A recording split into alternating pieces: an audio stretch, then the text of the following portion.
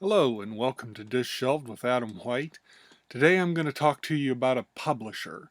They're called Twomorrows Press, and I just really enjoy all their work.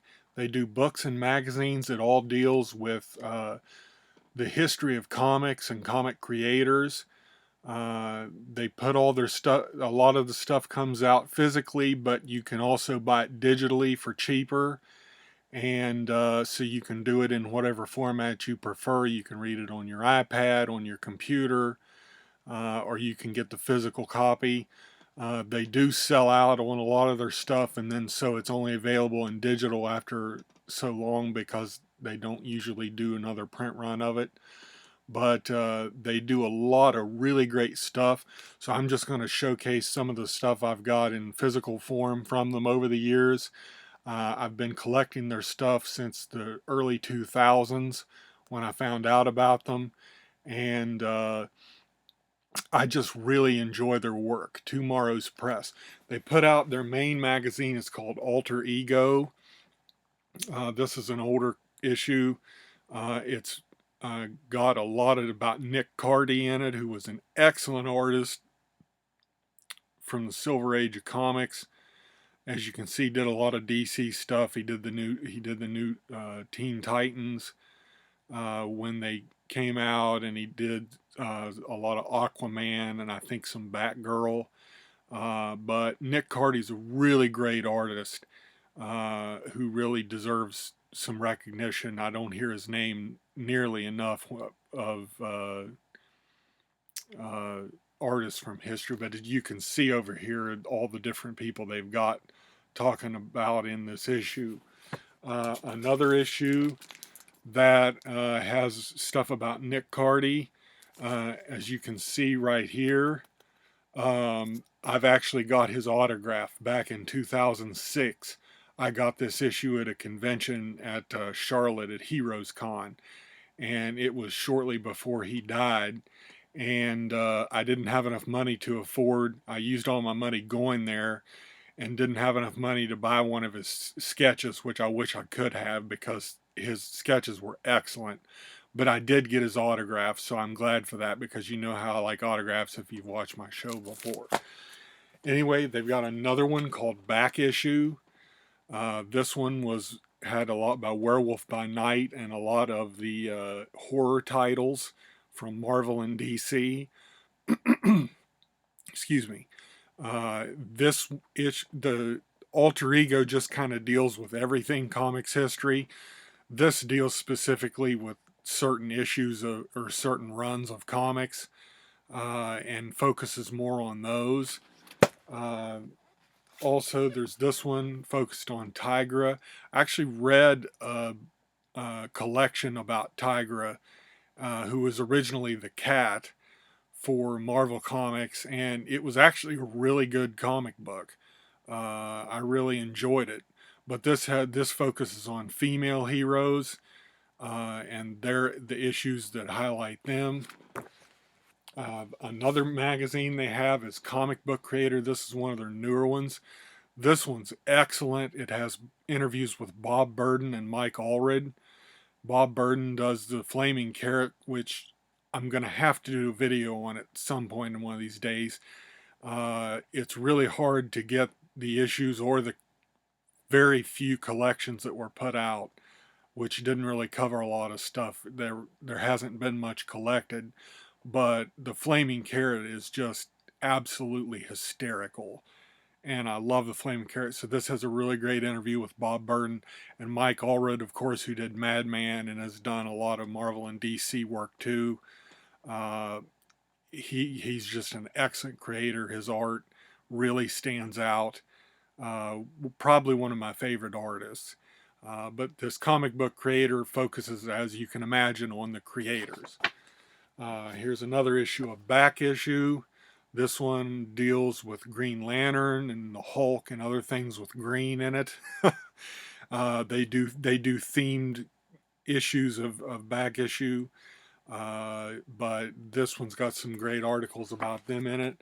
Another one that they don't do anymore, but it's called Right Now.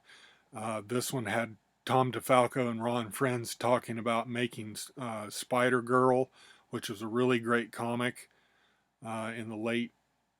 It started in the late 90s, early 2000s, but right now was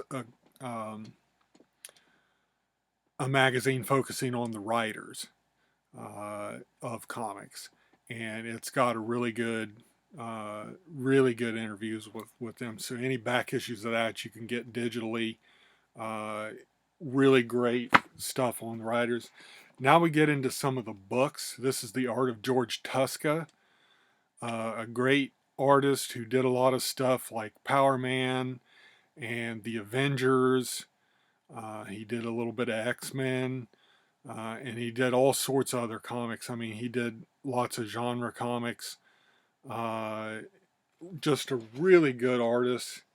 See if I can find something in here. But this whole thing focuses on him and his history. Really great artist. Really great book on him. They do a Modern Masters series. This is volume 10.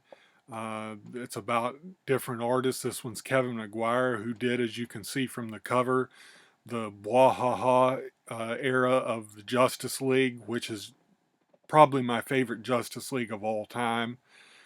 You can actually get the whole collection in 2 hardcovers. I don't know if they're still in print or not. DC's squirrely about keeping stuff in print. But this is a really great, it's a big interview with him. Has lots of great art in it. But he's a master of expressions and just really does a lot of great stuff.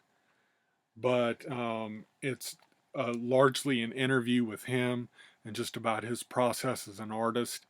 And like I said, this is volume 10. There's lots of other volumes of other artists, but definitely worth checking out. Another favorite of mine, this is the history of the Blue Beetle. It's the Blue Beetle Companion, and it gives you the different incarnations of the Blue Beetle. I don't know if it goes up to the current Beetle, which is the Jaime Reyes. Actually, they do. They have there's getting ready to be a Blue Beetle movie about Jaime Reyes' character, and I'm actually excited to see that, even though the Ted Cord one is my favorite. But this has a full history of the Blue Beetle leading up to not quite the present day, but up to the time this came out, which I believe was 2007. So it has everything from the Blue Beetle from his first incarnation to the year 2007. Really great companion book. They do lots of companion books. They do a lot of Fawcett Collectors of America, which they feature articles from in most of their alter egos, which talks about the original Captain Marvel, the Shazam Captain Marvel, and they do a lot of stuff about that. And I really like the original Captain Marvel, and so it's nice to see a lot of that. Here's another alter ego, kind of a Dark Knights and Steel. It says it's got here's got Fawcett Collectors of America in it. But it's got the kind of Halloween themed. And another one that's themed about Halloween type stuff. Focuses on the horror comics from the 70s and like Tomb of Dracula, stuff like that. Frankenstein. Lots of great stuff in that. They also have, this is one of my favorites, the Krypton Companion. It's a companion to all things Superman. I think it is mostly I, there might be stuff in the Golden Age, but not a lot. This starts mostly in the Silver Age and kind of takes you up to the present when it came out. But it's got everything you'd want to know about Superman and his history and the creators behind him. Uh, Really great thing. I'm going to do a full video on this at some point uh, as part of my World's Finest project because it's really good. But I'm kind of waiting until I get through the Golden Age into more of the stuff that this covers. A companion to their right now was called Draw, and it focused on the artists. And this one was a collection, and it has Kevin Nolan, Brett Blevins, Mike Manley, Dick Giordano, Eric Larson. Uh, this is a collection of the magazines. They did collected versions of some of the issues of the magazine, and but Draw was really great too. So if you're an artist or just like art, great magazine. More on this is on an artist, Kurt Schaffenberger. He was best known probably for his Superman and his work on Lois Lane. He really kind of had the definitive Lois Lane over the years, and did a really good Superman. This is a great book on him. You get to learn about his life, and it's kind of a biography mixed with a history of what he did in comics, and it's really good. Another companion book is The Legion Outpost. This is about the history of fandom and the Legion of Superheroes. So it has lots of interviews with people that did the Legion of Superheroes over the years, but it's got a lot of fan letters, and it has to do with I think it was called the Legion Outpost or something. That's what this is called, but um, it just deals with all the history of the Legion and Legion fandom, and is a really interesting book. I really enjoyed it. Another one that came out more recently towards the end of last year is this book on Dave Cockrum, who of course revamped the Legion of Superheroes. It's got some really great black and white end papers there. Uh, he did lots of superhero stuff. Um, he was instrumental in revamping the Legion of Superheroes for DC when they kind of made them beyond having their adventures with Superboy. And he, of course, is best known. If I can find some of the.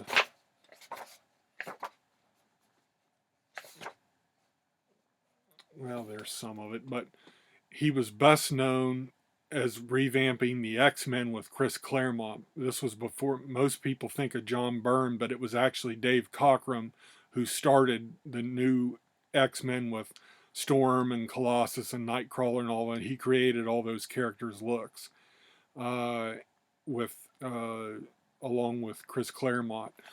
But this one, I actually haven't read this one yet, but it's just really interesting. I'm sure they do great biographies of creators. So this one is I'm sure to be a good one.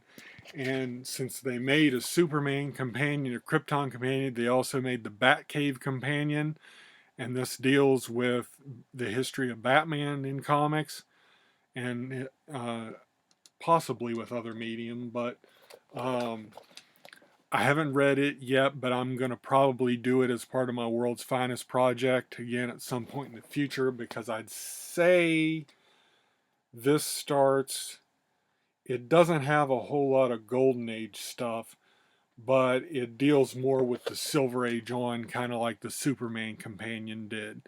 And it, I'm sure, is going to be just as good as the Superman companion was, because they cover interviews with all the creators and editors, uh, and just talk about certain story arcs and just all sorts of stuff like that. Really great. All their stuff is Twomorrows puts out is really awesome. I have a bunch of other stuff on digital. I've got they put out the Jack Kirby collector.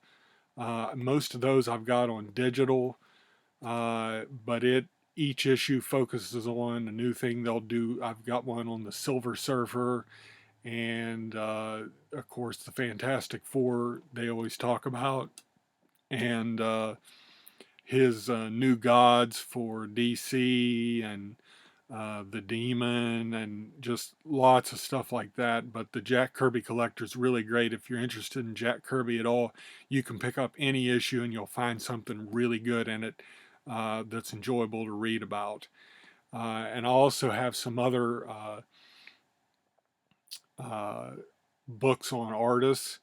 I also have that John Severin I showed you, I think, last week, that I just got.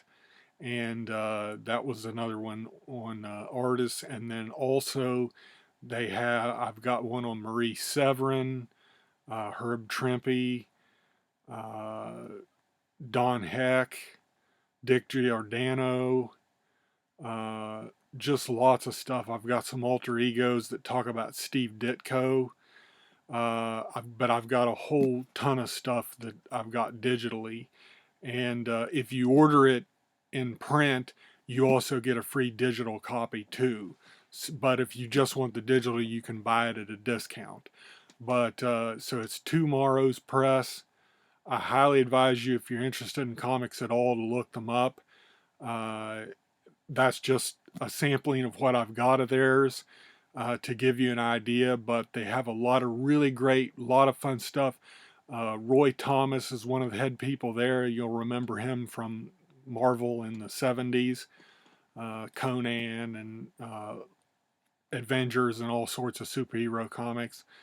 But he's one of their head guys there, and just a really great comic historian. And all the people they have working on these are great comic historians, and it really keeps alive the history of comics in a way that no other format does. And it's just really excellent. Twomorrows Press, check them out. They've got a great website where you can order any of their stuff. And I'm not sponsored by them or anything. I really enjoy their work, and I think it's important work, uh, to keep this history of comics alive, to let you know what's come before. Because today the history's so muddled with continuity and creators not staying on comics for very long. And this is about all the original, really good, creators that would stay on long term with comics, and that really developed the characters that we still know today. So, really fun stuff. Lots of great stuff to read. I highly recommend you check them out.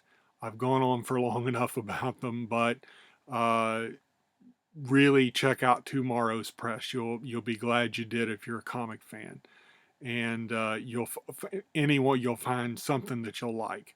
So thanks for hanging out with me this week, and I will see you again next week.